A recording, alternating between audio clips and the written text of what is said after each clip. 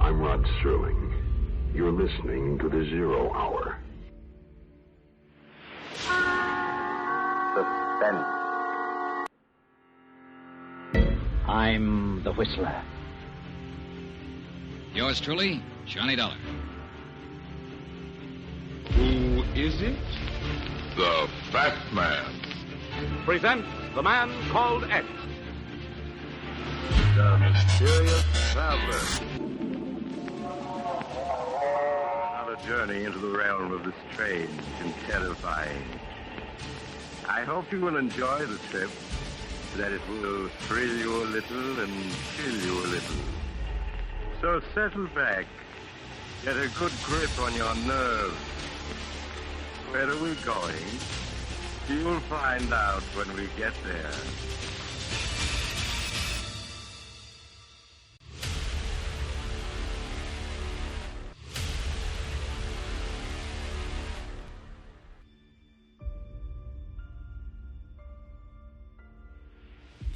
Hello and welcome to another week of mystery and suspense on Dwayne Old Time Radio.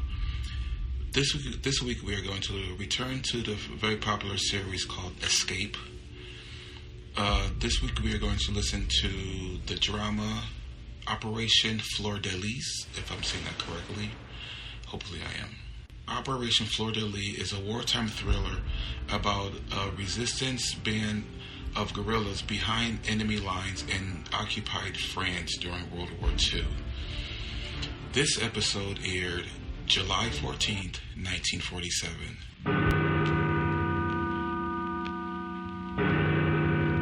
Escape. Escape tonight to occupied France and the underground.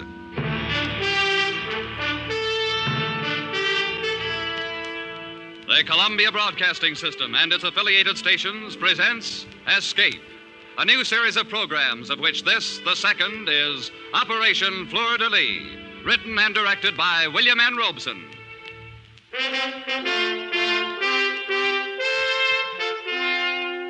Today, the 14th of July, the people of a free France celebrate the anniversary of their escape from the tyranny of the kings of Versailles.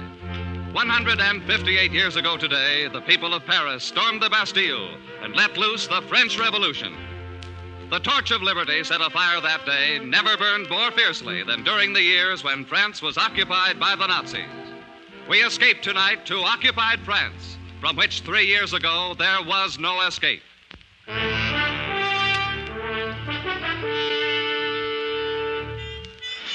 You can call me Duke, but don't use my right name. I might want to go back to France someday. And there are a lot of people in the world that wouldn't understand that what I did was justified in a war. No, I don't have any regrets. Moral ones, that is. It isn't what I did to Renee that keeps me awake at nights. It's just the memory of her. There isn't much about her in my official report on Operation Fleur de Lys, but then it isn't customary to include descriptions of slim, sunburned legs and wide, deep brown eyes in a military document. And anyway, she was only an incident in the operation, even if she became somewhat more important to me. Operation Fleur de Lys began, like all the others, in the grubby, undistinguished house in London, which was the headquarters of the OSS, the Office of Strategic Services, otherwise known in various parts of the world as screwballs, cutthroats, spies, cloak and dagger boys, and American underground agents. Gentlemen, Operation Fleur de Lys is planned to assist the advance of our forces once they've secured a beachhead in Normandy. Is that where we're going in, Major? That is one of the possibilities, Lieutenant. Yes, sir. You will jump over Grandmont in northern France, here on the map. You have to set up roadblocks on these 3 state highways. Here, here, and here. There is an underground contact near Grandmont's? Yes, Alcine Duton. He's leader of the local maquis. He's expecting him. In addition, you're to block these railroad lines entering and leaving Grandmont. These operations are to coincide with the advance of our ground forces. If they land in Normandy. If they land in Normandy. You will enplane tonight at 2100 hours and will drop over your objective at, I should think, approximately 2230. Any questions? No, I don't think so, sir. Well, yes, sir, I have a question. Yes, Lieutenant?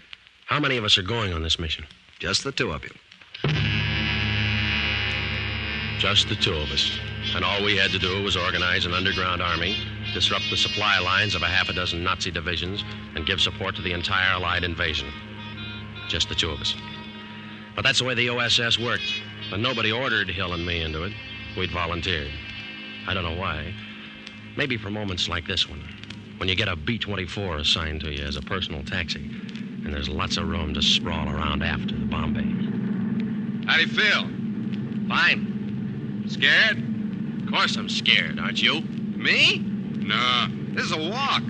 You forget how tough it was when we were at paratroop school at Benning. Yeah, that was real rugged. If the wind wasn't right, you might land in the Chattahoochee and get all wet. And there was always the chance that you'd sprain your ankle coming down too hard. And the sun was so bright on some of those daylight jumps. Whereas we got none of those things to worry about here. A nice pitch-black night over France, no sun to blind us, no Chattahoochee River to fall into. Hey, Lieutenant. Yes, Sergeant. Skipper wants to talk to you on the intercom. Thanks. Here, use my cans. Thank you. Duke here. Lieutenant, I'm over your objective. Any signal from the ground? Yes, the one arranged. 4 dots, 2 dashes. Green. Very well. You and Lieutenant Hill move into the bomb bay catwalk. I'll open bomb bay doors in 30 seconds. Roger. Good luck. Thanks.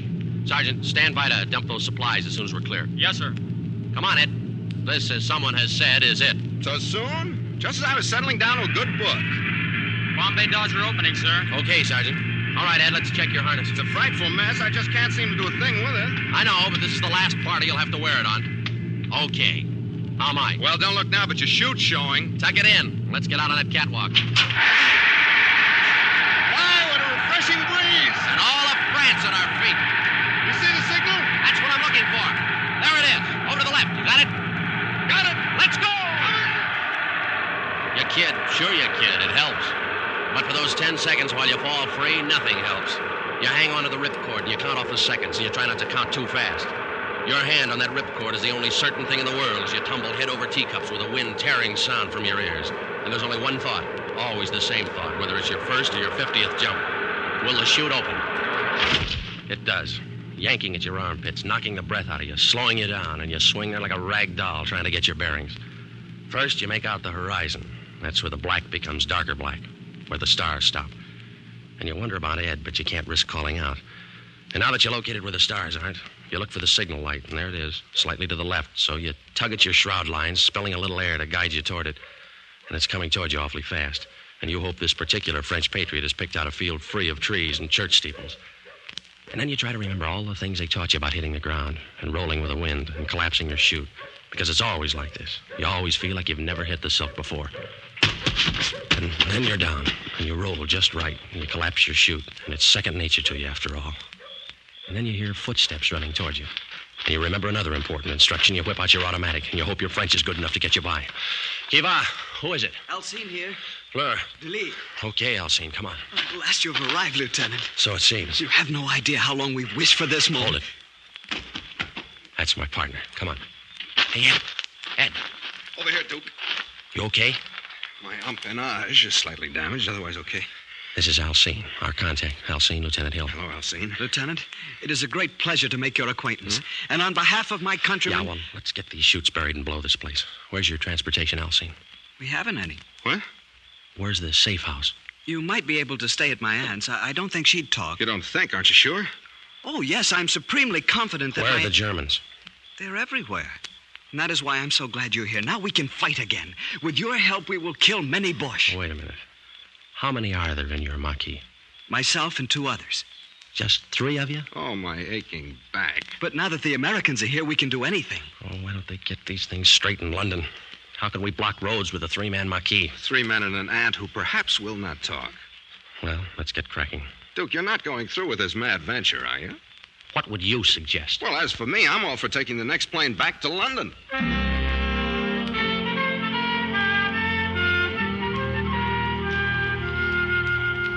Another piece of bread, Lieutenant. No, thank you, ma'am. This boned chicken is delicious. How do you call it? K-ration. Supreme. We've had nothing like it since the Boche came. Yeah, well, you get used to it. And cigarettes, Tante Marie. Cigarettes made of real tobacco. Ah, you Americans have everything. Madame, Alcine, you are kind, you are hospitable. But the comforts of K-ration will not block roads. We need men. We must form a Maquis. But we have a Marquis. Look, Alcine, there are 3 of you and 2 of us. Sure, we've got guns and we've got ammunition and supply chutes somewhere out in that field where we landed. We've got arms for 50 men. But if we had those men, we still couldn't go to war against a German division. Now, you said yourself there's at least a division garrisoned in Grammont. What must we do? First, we must organize a Marquis. We need men. Can you get them? I can go into the village and talk to my friends. Should have done that a long time ago. Alcine, that would be most unwise. Why? Didn't you know? Alcine is a patriot. He's a deserter from the Vichy army, so he's wanted by the Gestapo. Oh, great. And there's a Gestapo headquarters in Grammont, of course. Of course. Alcine is not one to run from danger. Oh, quite the contrary. I can get Renee to help. Who's Renee? Alcine's sweetheart, a lovely girl from Paris. Poor thing, she had to come down to the country because her house was bombed out. Let's leave her out of this. But, Lieutenant, she would be most happy to help. Alcine, you got a lot to learn about guerrilla warfare. You might as well study your first lesson right now. It's short and to the point. No dames.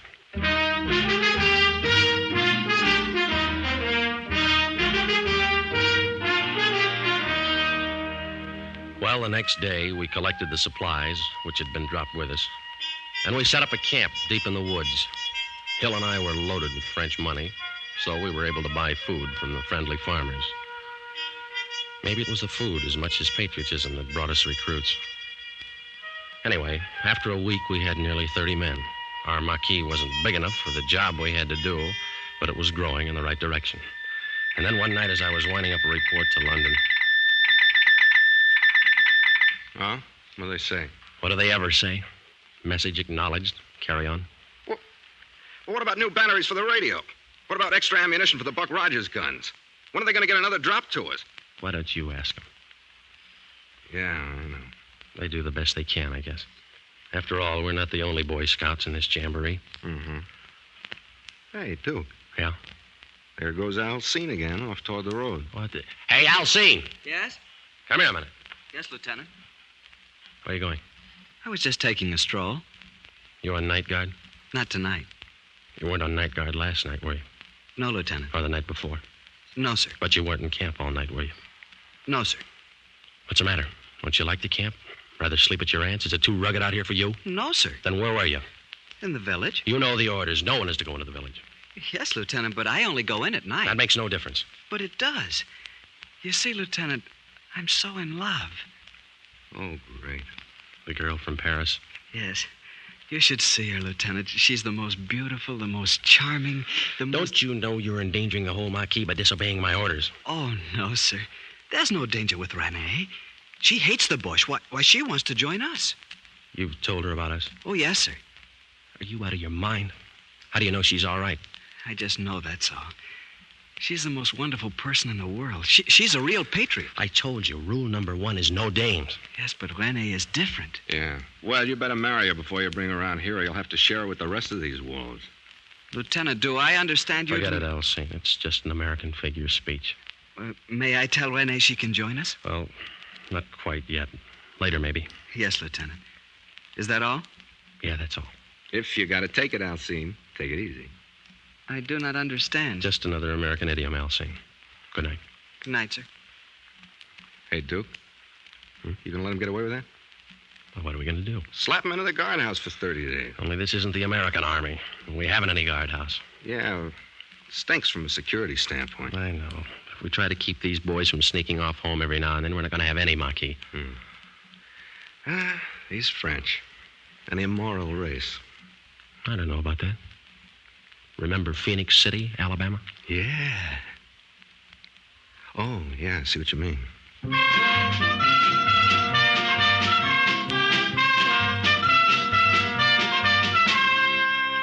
There wasn't anything we could do. If we'd ordered Alcine to stay in camp, he'd have sneaked off anyway.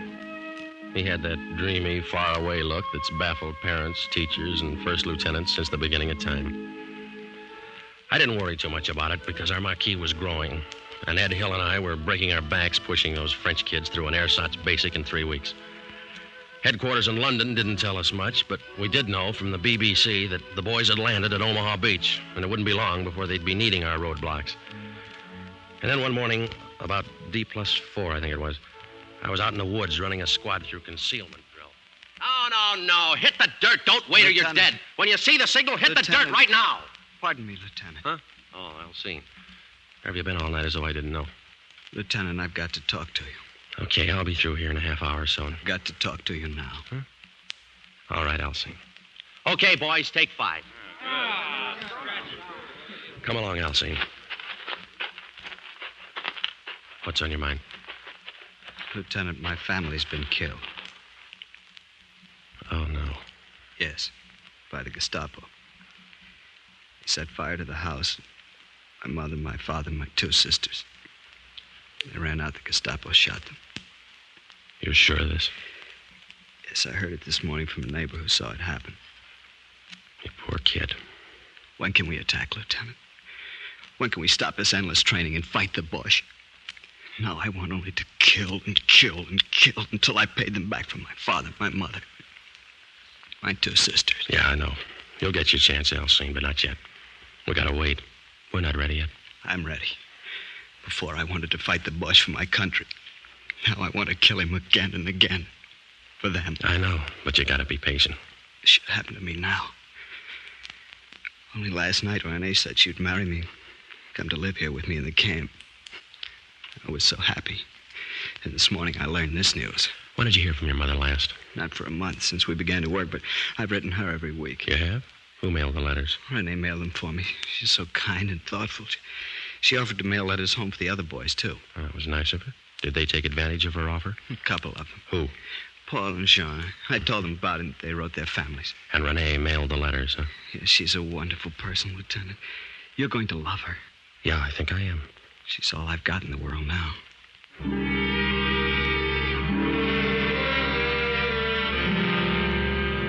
2 and 2 make 4 in occupied France, just the same as anywhere else. And sometimes it's just as hard to prove. But one thing was sure. Now I wanted to meet Renee in the worst way. But I had to postpone the pleasure because early that afternoon, one of the outposts broke into camp out of breath. Lieutenant. Yes, Paul. The Boche. They're coming down the road through the forest. How many? I did not stop to count them. Several truckloads, to be sure. Pass the word to Lieutenant Hill. Ask him to bring his detail into camp on the double. Yes, Lieutenant. Alcine. Yes, sir? Take 2 men and go down by the road and see what they're up to. Yes, sir. Just reconnoiter. Don't fire at them. But this is my chance for revenge. Listen to me. Don't fire at them. That's a command. Yes, sir. They may not be after us at all. Now get going. Immediately, Lieutenant. What's the order of the day, Duke? Lance Graham? Yeah, it looks like it. All your men here? President accounted for. All right, boys, now gather around, will you, and get this. There's a convoy of Germans coming down the forest road. Now, wait a minute. We're not going to fight them. You know what our job is. Roadblocks. We got tanks, artillery, and airplanes that'll be along soon to do the killing. But we have guns. Now, look, our security's been pretty good. And those Krauts may be on a routine patrol. The chances are they don't even know we're here. They do now. Listen. Yeah, well, that doesn't. All right, you men got your weapons? Yes, sir. Good. Now, you know the procedure. Get lost. Before you leave the forest, bury your weapons, ammunition, and equipment. Rendezvous at the home of Alcine's aunt at 2200 hours tonight. Good luck. Come on, Ed, let's scram. Well, he who doesn't fight and runs away lives to fight another day. Or something like that. Who tipped them off? I'm not sure, but I got a pretty good idea. Who's down there at the road? Alcine. He's fighting a private war, the poor jerk.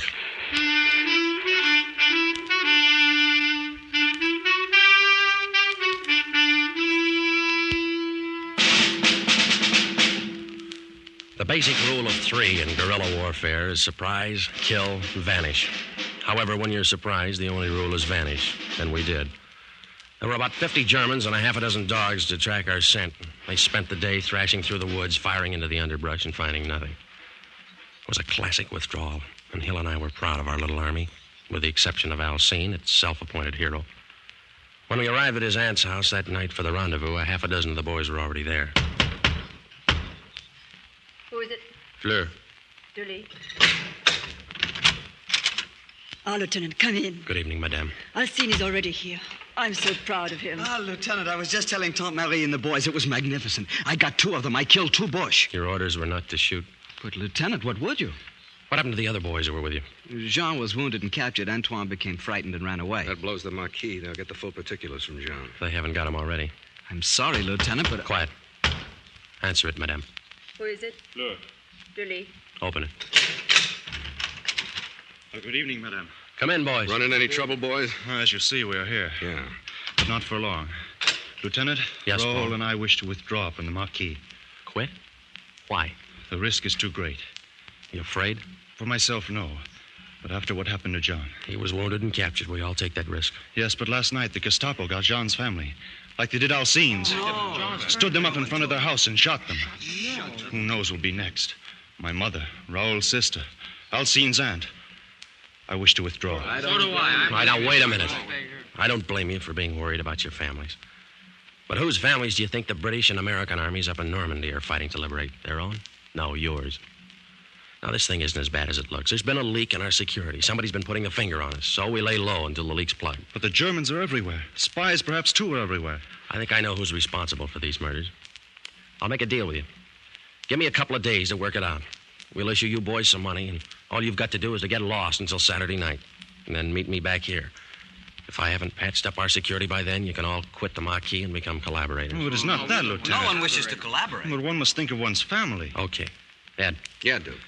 Give the boys 1,000 francs apiece. Right. Come and get it, boy. Come on. Alcine. Yes, my lieutenant? I'm going to have a little time on my hands for the next couple of days. Do you think you could arrange to introduce me to your girlfriend? Oh, but of course, Lieutenant. Maybe, if she's okay, like you say, we can let her sign up, huh? I am desolated with happiness, Lieutenant. One thing. None of that lieutenant business around her until I make sure she's all right. Very well. You think my French is good enough to pass as a native? But of course, Lieutenant. All right, then pass me off as a friend of yours. Let's see, I'll need a name. Let's call me Jacques Dufresne. Jacques Dufresne. Good, I will make the arrangements immediately. I thought you'd like an excuse to get into town tonight.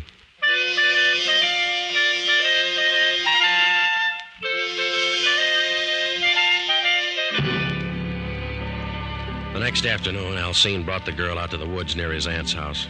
I stood behind a tree to watch and make sure they weren't being followed. She was all right.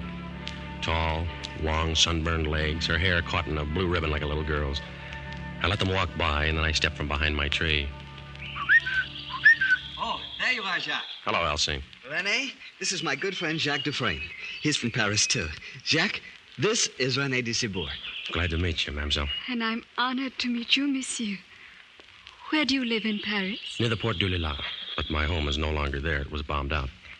Alas, so is mine. My family remain with friends, but I've come out into the country to fight with the resistance. Jacques has much influence with the commander of our Marquis. Oh, I hope you will be able to persuade him to let me join you, monsieur.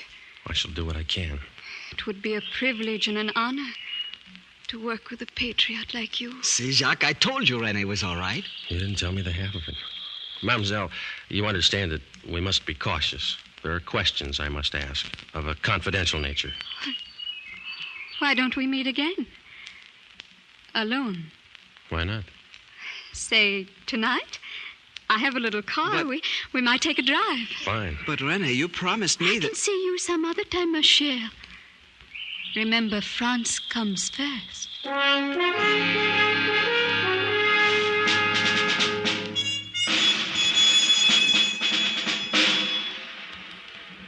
We just drove that night.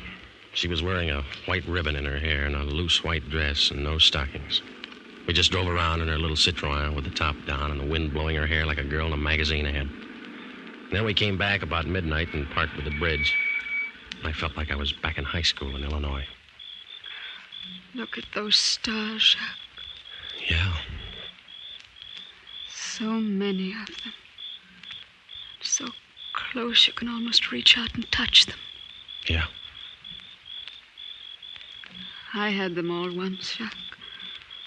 I reached out and gathered them all in my arms once. Yeah? I want you to know all about me, Jacques. I want to.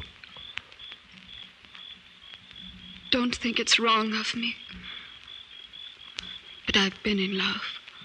There's nothing wrong in being in love. He was a soldier. Most everybody is these days. A German soldier. Oh. Don't you think that love is bigger than war or hate or anything? Yeah, I guess so. He's dead now. That's good. I'm sorry. I mean, I didn't mean to hurt you. I'm not sorry he's dead. Jacques, I'm so confused. I want to understand things. I want to be intelligent about things. Then everything gets so mixed up. Like now. Like now? Yes.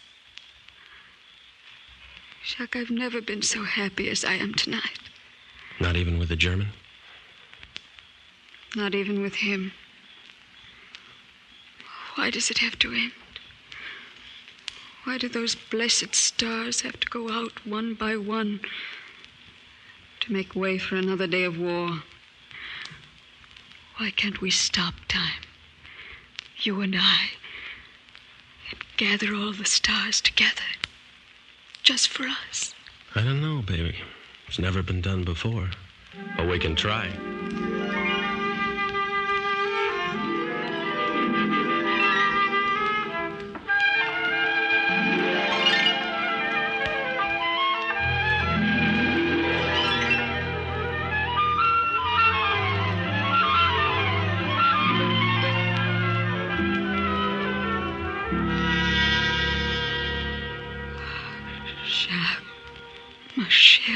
Jacques. Yeah. Tomorrow night? Same time, same place. Forever if you say the word. Forever? Sure, why not? Who knows how long forever is in this crazy world? Why not have it together? Why not get married? Why not, my most beloved? See you tomorrow night. I'll only be half alive until then. Sherry, if you want to write to your family in Paris, give me the letter tomorrow night, and I'll mail it for you.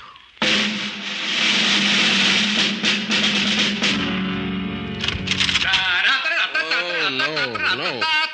All right, drop that rock and grab a sock. Rise and shine, lover boy. I brought you a cup of chocolate. Figured you want breakfast in bed this morning. Oh, thanks. How'd you make out last night? Okay. Details. Let's have the details. Nothing much to report. We drove, and then we parked for a while and talked. Did she give anything away? No information. She's a funny kid. Her dialogue's as corny as a bobby soxer. She knows she's pretty, so she wants to be admired for her mind. But I'm sure she's our Mata Hari. How come? She offered to mail a letter to my family. That's consistent. I asked her to marry me. What? She didn't believe me, but she pretended like she did. Oh, I don't know why she's doing what she's doing. Thrills, maybe. French juvenile delinquent. Maybe. Tonight's the night. The night you get married? No, the night we get her. The boys are meeting us here at midnight, you know. What's the plan? Well, I'll take another ride with her. And about midnight, we'll be back and parked by the bridge. Mm-hmm. You'll be there out of sight. Mm-hmm. I'll have some brandy along, and I'll slug her drink with a capture pill. When she's passed out, I'll give you the come on, and you join me.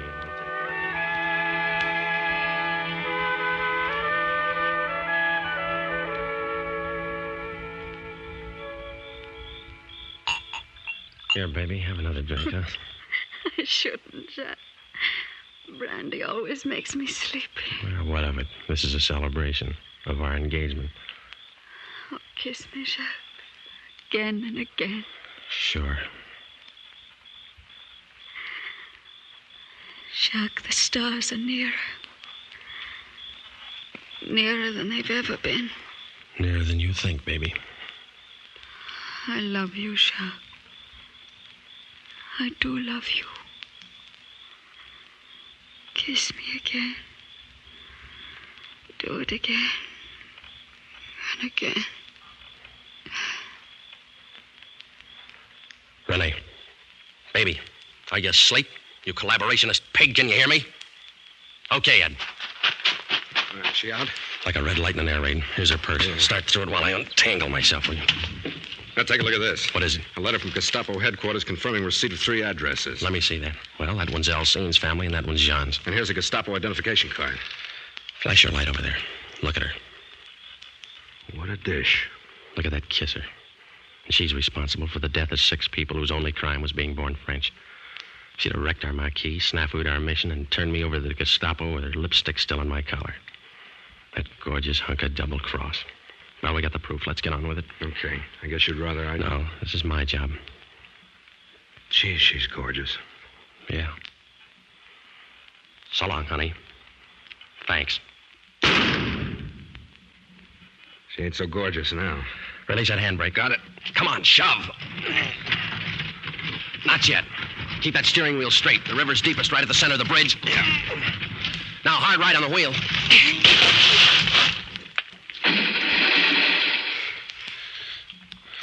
You know something, Ed? Huh?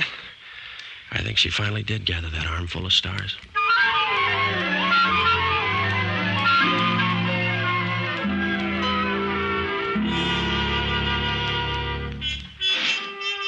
Sure, the operation was successful. When the time came, our roadblocks tied up 3 German divisions while Patton rolled on to the east. But I still lie awake at night thinking I should have married that dame. Yeah, the operation was successful, but the patient died.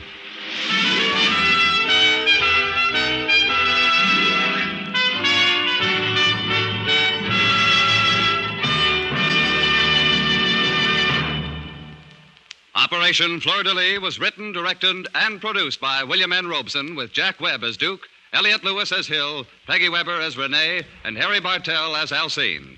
Operation Fleur de Lys was based on an incident from the files of the OSS, recorded in Sub Rosa by Stuart Alsop and Thomas Braden.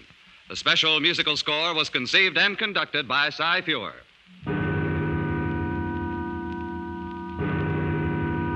Escape is presented by CBS and its affiliated stations each week at this time. Next week, we invite you to escape with F. Scott Fitzgerald in his unforgettable story, The Diamond as Big as the Ritz. And so, good night, until next week, when again it will be time to escape. This is CBS, the Columbia Broadcasting System.